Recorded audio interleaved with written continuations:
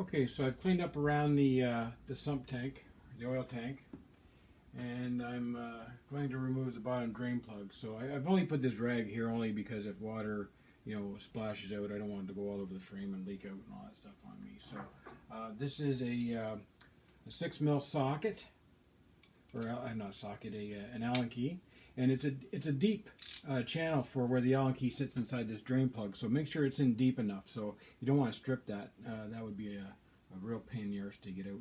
You have to get in there with channel locks, and it'd be a mess. So put it in there nice and deep. It's going to be initial crack when you first release it, so expect that. Don't be alarmed. Like that, okay? So that's normal. Alrighty, and what I'm going to do is I'm just going to take that off the ratchet, and I'm going to put my little speed adapter on there, and just to speed up a little bit. Alrighty.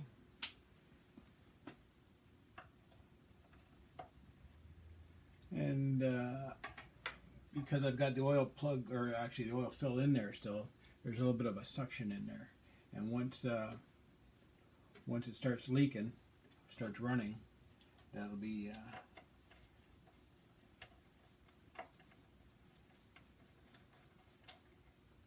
alrighty. And then I'll just crack this, and then we'll get rid of that little bit of a vacuum, and then it'll start running out of there a lot faster. Now there's also a rubber O-ring inside there. We got to make sure that that stays on there. It looks like it's seated in there, so we're going to make sure that that comes off. Inspect the drain plug. There's a magnet on there, and that will act as a collector for all the filings. If there's any metal filings that are coming from the motor, that'll act as a magnet for that. So what we're going to do is we're just going to take this off of here. That drain plug.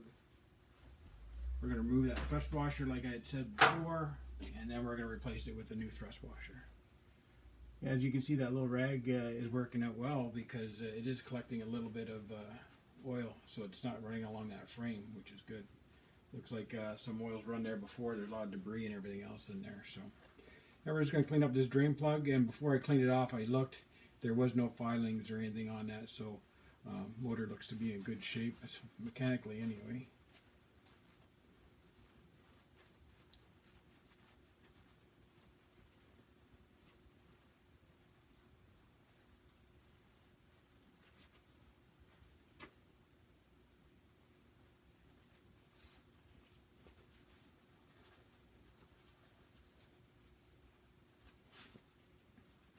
And if you can just see that little thrust washer, try to see where the camera is there.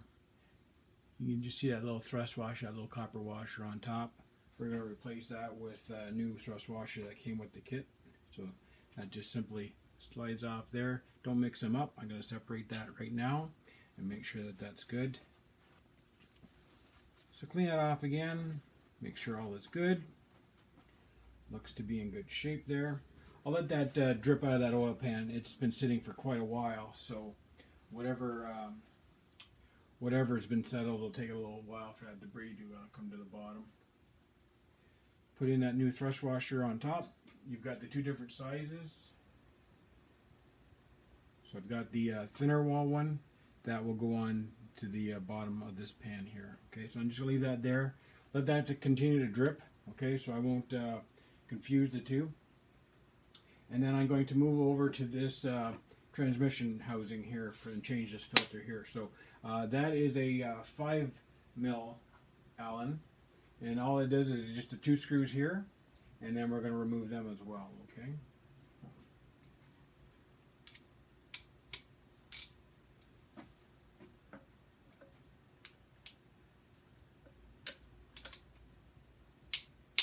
Nice and easy.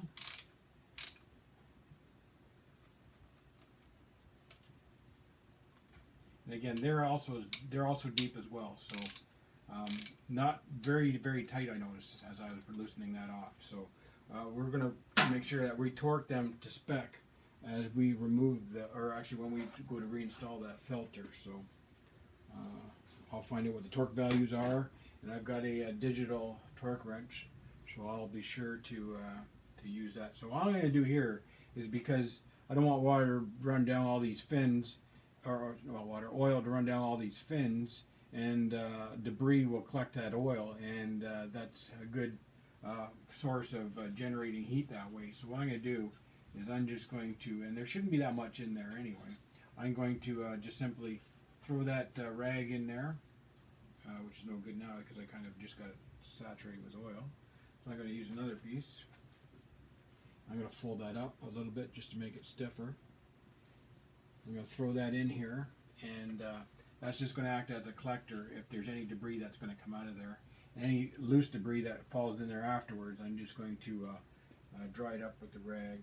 Alrighty. So again, I'm going to use my little speed socket, and if I can get that off now because I've got that oil on my hands. It's going to make it a little bit more difficult for me, of course.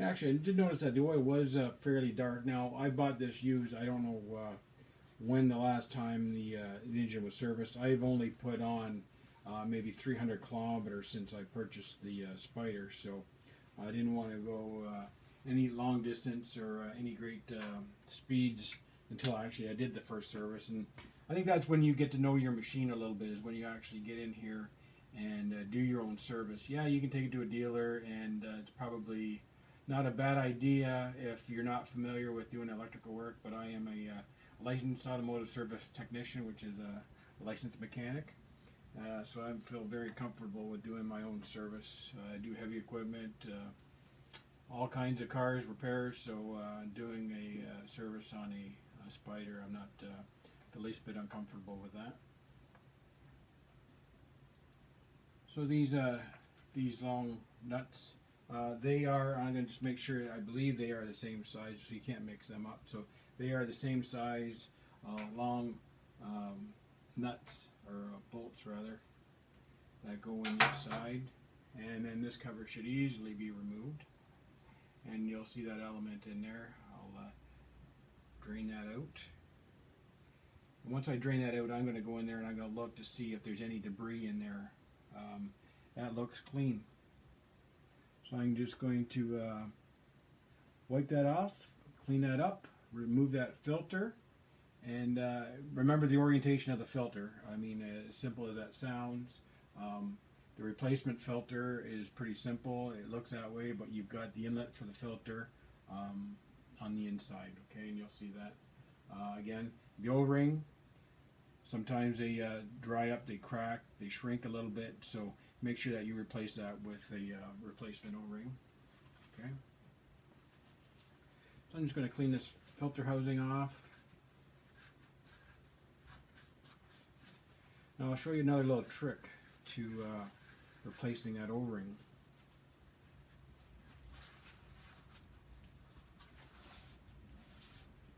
Probably not a trick. I'm sure a lot of people already know that.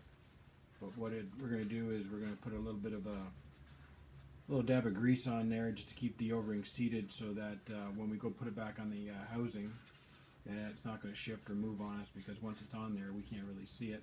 There is a recess for it to sit in, so I don't see that moving much anyway. However, when we do tip it on its side, it has the ability to come out of that little channel. So what I'm going to do is I'm going to go in there and get a little pick, and then pull that O-ring out, and then we'll replace that with the replacement O-ring. So I'm not going to do that quite yet. I want to remove this filter and then clean inside the housing. So I've got that rag still collecting by looks of it, which is doing exactly what I need it to do. And now I'm going to remove that filter, drain what's in that filter.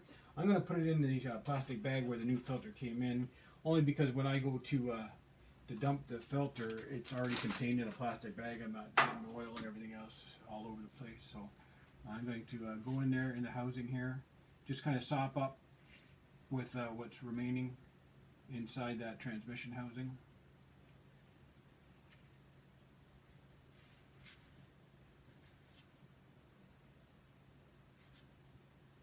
And my idea of the rag was a good idea, however, it didn't really work to my advantage.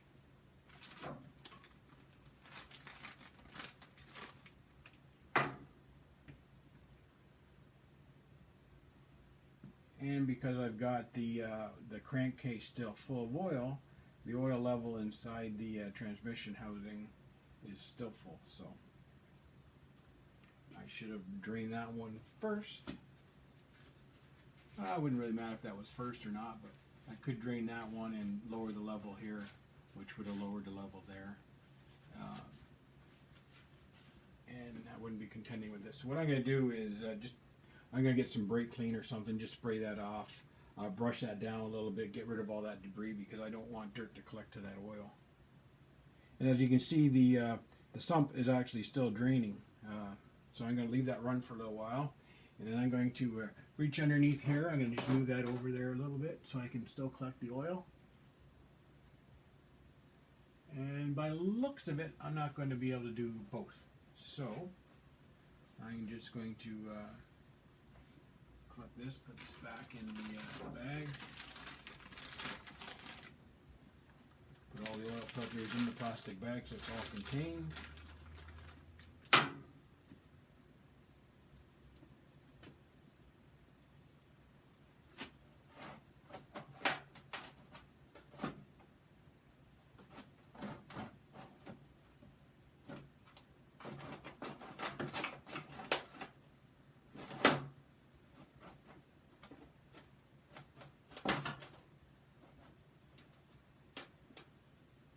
Okay, so it looks like I've got just enough room that I can get both drain plugs going at the same time. So again, on the inside is a 6 for the drain plug.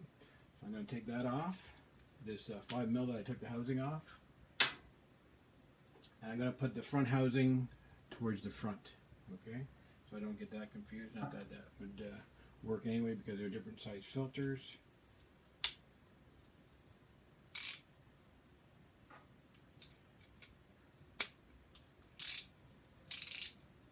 That's it, and I'm going to just reach in here, and again I'm going to make sure that is nice and deep inside that channel, so I don't want to strip that.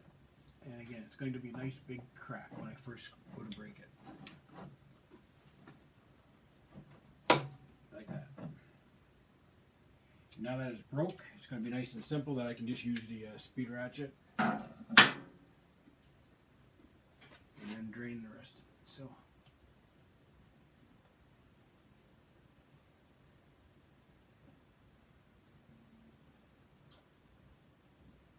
Now what's going to be cool is that as I remove this drain plug, I'm going to see all the level inside the filter housing here will come right out of there. There she goes.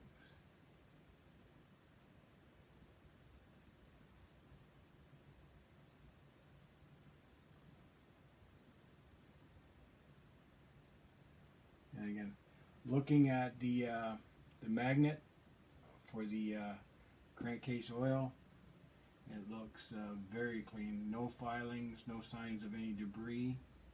I'm very happy about that.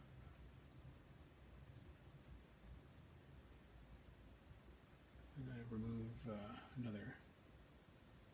I'll throw that in my bag here. Grab some more oil wipes.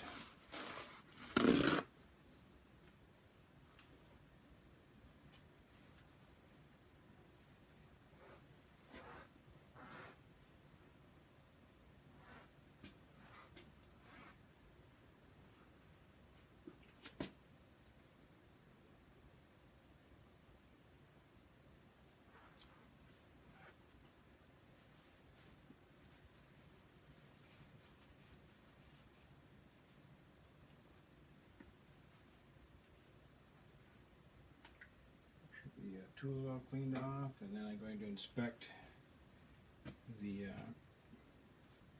drain plug, and that looks fantastic. There's no debris. Everything looks great.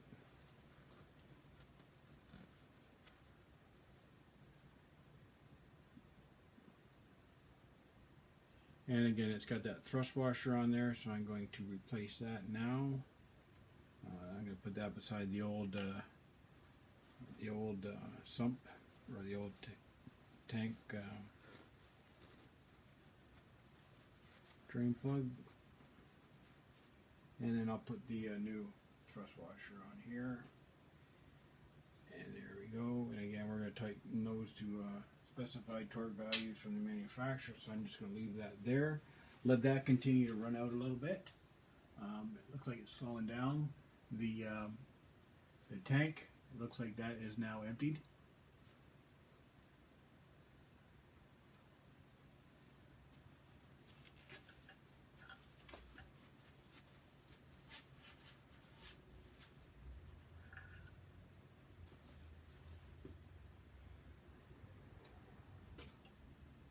So again, make sure that that O-ring comes out of there. Inspect that as well, because that's you're going to be sealing that. That will be under pressure.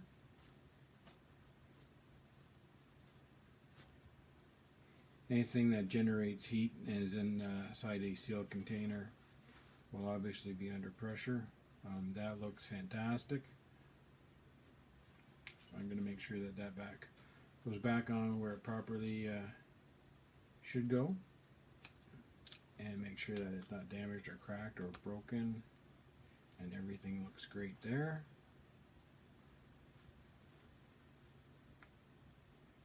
And that looks fantastic. Alrighty. Just check around the housing, clean that off as well. Everything looks great. And I'm just going to put that dipstick back in there, so when we go to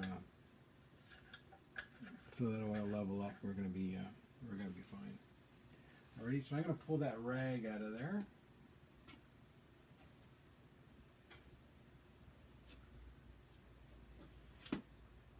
And that is pretty much done dripping. So I'm going to stick that dirty rag inside this plastic bag where we're going to put these filters, where we put the filters in.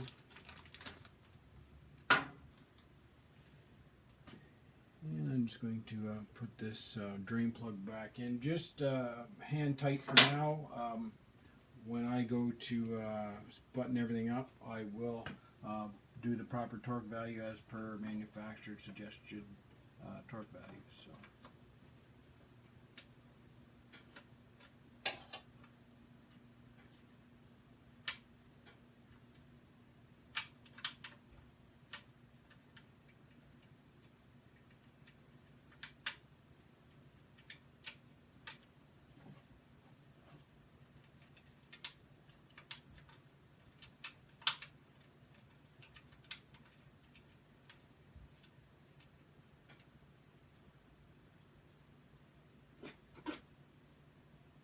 It looks like it's pretty much done dripping down there as well. So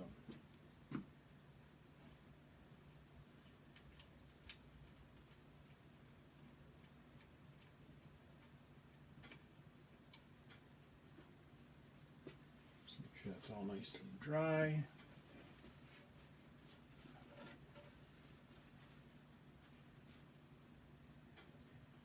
Nothing's leaking there. That is pretty much all done dripping.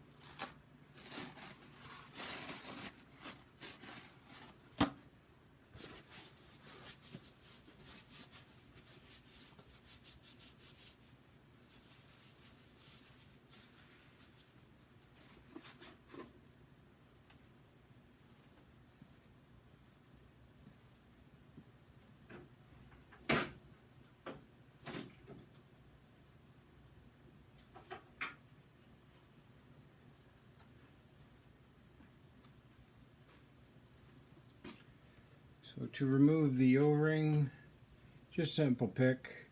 We're going to get in there and we're just going to go along the inside of the housing, just get underneath that and just simply fold it up and peel that O-ring out of there. That looks fairly pliable, however, don't like using the same one twice. Once it's compressed, best idea is just to make sure that you replace it. So I'm going to get in there and make sure that all the debris and everything else that was sitting in where that O-ring was is cleaned out. And there's no burrs, nothing that shouldn't be in there. Everything looks great. Yeah, just like new.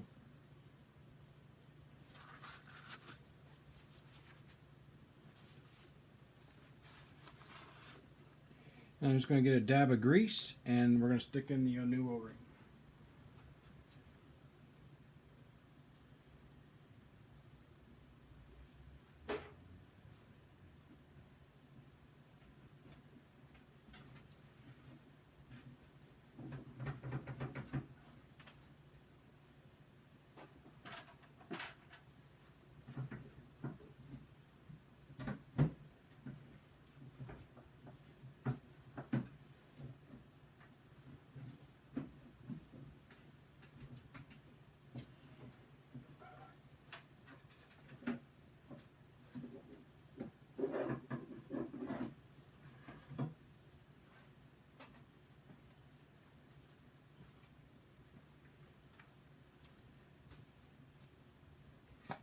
And I'm just going to get a little dab of grease. Not much, just enough. We're going to put that back in where the channel was, where the O-ring was. Just smear that in there a little bit.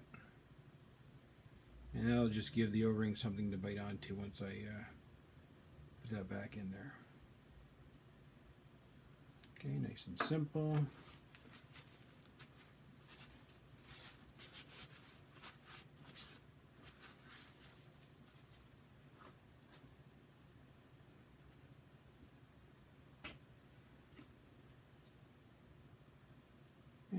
Put that new O-ring in there and it feels great because you got to stretch that in there. It rolled in there very nicely. And it doesn't look twisted or anything. I'm going to make sure that's seated in there nicely. That's fantastic. And it's recessed in there. And again, that's great. Clean the grease off around where the O-ring sits. That just helps us next time when we go to replace that O-ring. That it's not going to be difficult to get out of there. It's already going to be lubricated, and that just helps it prevent it from drying up and cracking as well. So put that there. And we're going to visually inspect inside, and that oil has come out of there. So there's not much oil in there at all anymore.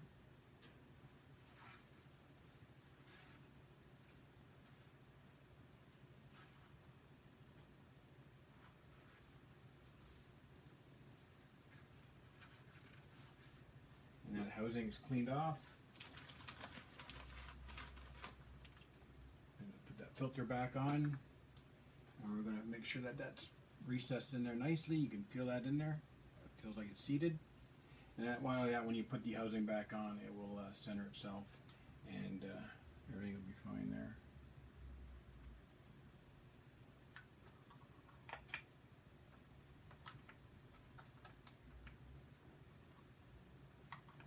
And you can just feel it. Nice.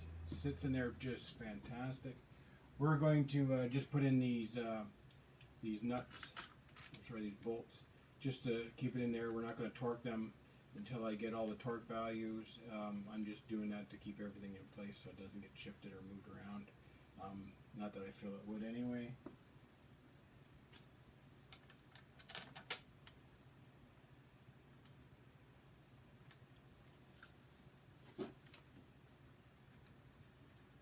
Once I find out the torque values, I just briefly look before I start doing the service. So got everything I need to do a proper torque on that. So I'm just going to do these hand tight for now, just so that I don't get confused as far as what bolt goes where. That is done dripping underneath there. So I'm just going to leave that until I take off that last housing and remove that filter. I'm going to do that now. So I'm going to go with a long extension because it's fairly deep in there. I don't need to get in there and work under or above the oil pan. So I'm going to get a long extension.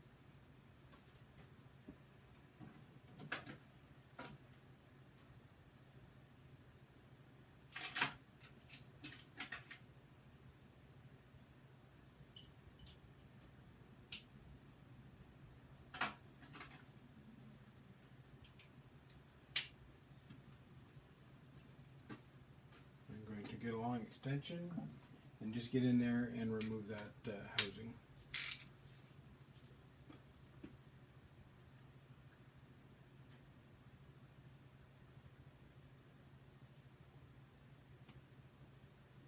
And make sure you're in there nice and deep, and we'll give her a little bit of a crack, and that come off there just beautiful. As well as I go to the top, remove that as well, and that is a nice crack as well. So I will remove the ratchet and remove that. You know what, I'm going to do the bottom one first, because once it starts leaking, I don't really want to work down below where it's dripping oil. So I'm just going to remove that bottom first.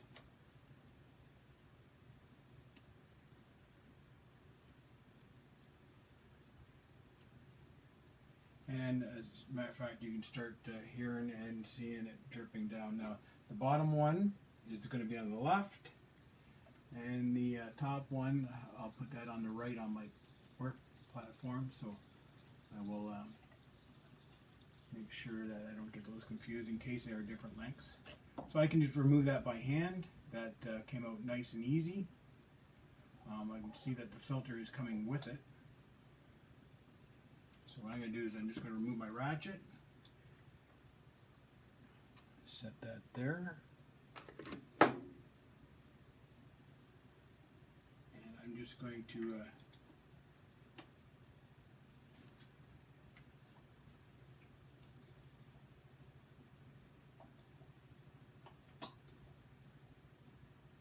remove the housing separately from the filter because of the linkage there. It won't allow for both to come out. So I'm going to just remove the housing if I can get it in there and just break that free.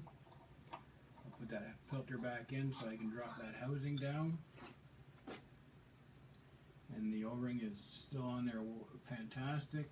Again, there's nothing that I can see inside that filter housing as far as debris that shouldn't be in there. I'm going to take that nut out, or that bolt, and they are in fact the same length, but I'll put that on the right side anyway, like I had said. I'm going to put that on the rag so it can continue to drip down. I'll pull this filter out.